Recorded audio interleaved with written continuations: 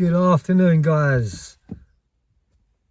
What size is my camera? Oh, it's that side. So I've got my phone on a phone holder, which is obviously on the dashboard of my car or the windscreen of my car. So it either turns that way or it turns that way, or it turns like portrait or landscape. I don't know, but I hope I'm coming through to you guys all right, and I hope you can see my face okay. So here we go. It's only going to be a short video, but first of all, I'd like to welcome everyone to my channel, guys, Joey Barnett TV, where I like to put the record straight and not claim to be the biggest podcaster, not claim to be the hardest man, not claim to be the biggest gangster, not claim to be the biggest arm robber. I just claim to be the person what I am today, a reformed person what had a very, very dangerous mindset back in the day, and I paid a very high price for my actions. And they do say, you know, all actions have consequences, and they do, especially when you're on the wrong side of the law. And I paid the consequences very, very dearly. And to be totally honest with you, there's a bit of glare on his glasses, isn't it? Sorry about that. To be totally honest with you guys, it wasn't prison that deterred me or stopped me from committing crime, because, you know, I've done so much bird, 3 decades, and as I said, I was going to jail since the age of 12, 13 years of age, Borstal, DCs, young offenders, and into adult jail. So it wasn't prison what deterred me, because to me it was like a revolving door. It was just in, out, in, out. But I was getting lengthy sentences. You know, I wasn't getting small little sentences. At first I did start getting little sentences, but after a while, yeah, I was getting big sentences. So I've had a 12 years, I've had a 5 years, I've had a 3 years, I've had 12 months, I've had untold little sentences, like, you know, 6 months, 9 months, 12 months, 18 months, driving wise, disqual, right the way through. And, you know, and this is what I'm trying to say to you guys. It isn't prison what deterred me. What deterred me was the light switch just flicked in my head, and I just sat down one day in prison and asked myself a few serious questions. Do I want to continue in this lifestyle and be happy with it?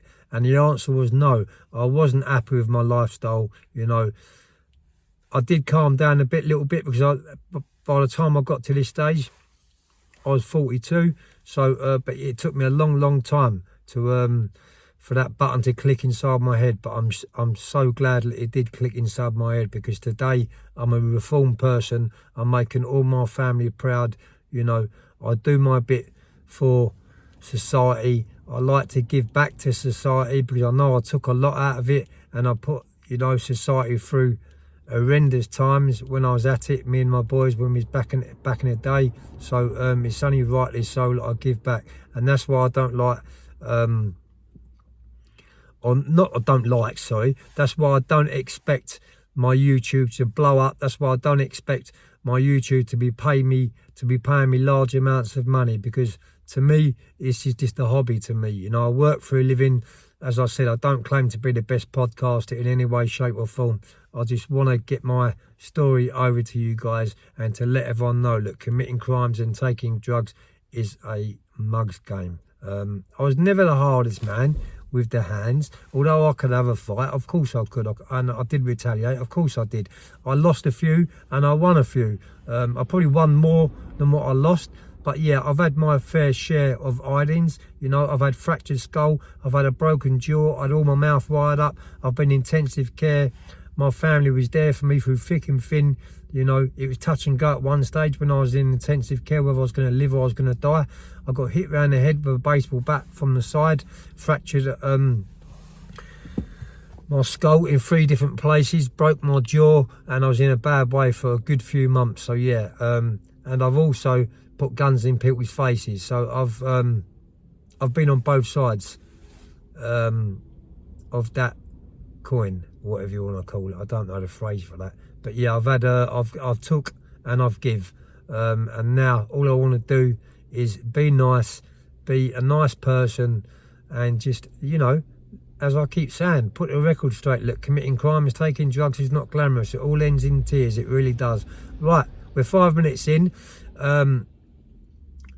This probably be a part 4 of my story, because I'm just on my way home from work, and it's just going to be a short one. So, you know, my story is going to probably go on to many different parts, probably 10 parts, 15, 20, I don't know, until I'm up to date with what's going on in today, with what I'm doing today. And we're a long way off of that. So you've got some good treats coming up, you really have. But yeah, a few of my loyal subscribers, what's been here with me from day one of my journey, asked me what it was like being in a gang and how I got out of it. Now, let me just tell you something now, yeah? When I come out of jail, and that light switch flicked in my head, and I just, you know, had enough, you know. It was very hard to leave my gang. It was very hard. The temptations and the triggers, what I was getting was non-stop. My phone was going every single day, you know, because everyone knew that I was a staunch person. You know, I didn't mess about. I didn't have no fear. You know, I was going across the pavement, doing not the right thing, but I was, you know, having the steak, not the steak, not the steak and kidney pie. I was having the sirloin instead. So yeah, going to that extra measure to, you know, get big money. And it was very hard for me to quit that game. You know, when I first come out, as I just said to you, I don't like repeating myself, but I find that all the time. I keep repeating myself. Am I getting senile? I hope not. But yeah, I'm coming up 57 years of age, and there's not many 57-year-olds, you know, of my era what are still here to tell the tales with a good head on their shoulders. You know, many have been fraggled up. You know, many have lost their lives. Many, you know, are not in a good place, but I'm in a good place. Anyway, going back onto triggers and temptations and bits and pieces like that. It's another word I keep saying, isn't it? But yeah, I was getting, you know, triggered every other day, you know, by my codees, by other firms, by people what knew me from being in that lifestyle. They was trying to pull me back to the table so bad.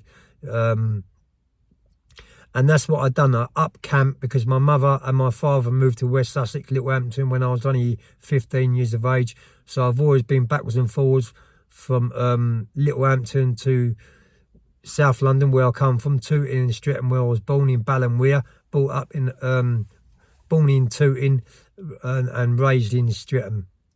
So what I did when I got out, after a few months of the triggers and the temptations, I said to myself, right, that is it. I've had enough. I'm going to turn my back on a lot of them, and I'm going to go forward, and I'm going to move out of the area and move up to the coast with all my family. And that's the best thing I ever done, because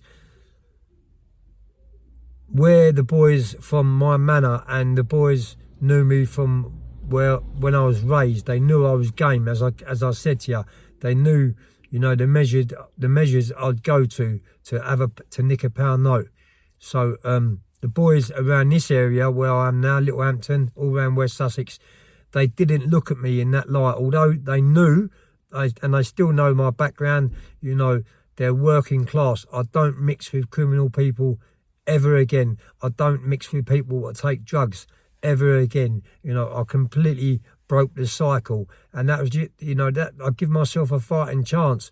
And you know, if I would have gone back to South London and stayed in South London when I got out of jail, I probably wouldn't be here telling you these tales now. I'll be back in there doing a life sentence or doing an IPP sentence. So yeah, I moved out, and that's the best thing I ever done. But yeah, the answer to it was, the solution to it was to move out the area, change my phone number. You know, I do visit South London, Southwest London every now and then, because I've still got quite a lot of my family members down there. But yeah, I was getting triggered, and the temptations would come on a day-to-day basis. And now when I look back on it, I feel sorry for them people, because most of them are still in that mindset. They're still in that lifestyle.